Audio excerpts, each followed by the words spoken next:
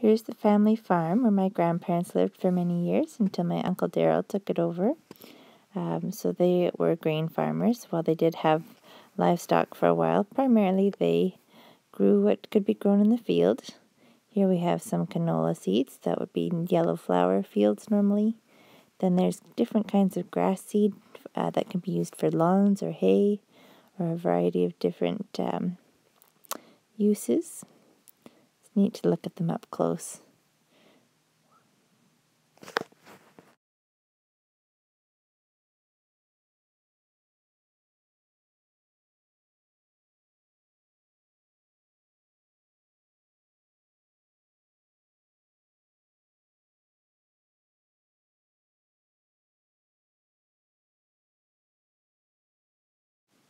These sprayers are amazing equipment to called a sprayer. So the big arms extend out like transformers, and their job where they're going to split the crops so that you don't drive over them by land. And they're also driven by GPS, so they actually drive themselves. That are going to help transport the grain here, the arms are folding out wider than the video camera screen. You need to be able to get the grain into these big containers for storage, and then later on they need to be delivered to the grain elevators, like the one in Fairview.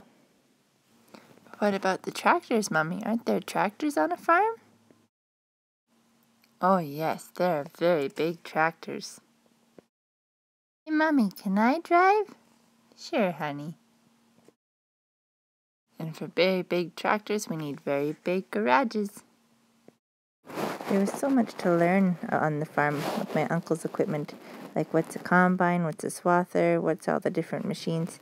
Really, more than I could even remember in one single day. So I'd love to go again and have my students research even more to learn about the different kinds of equipment and machinery on a farm. Wouldn't that be interesting?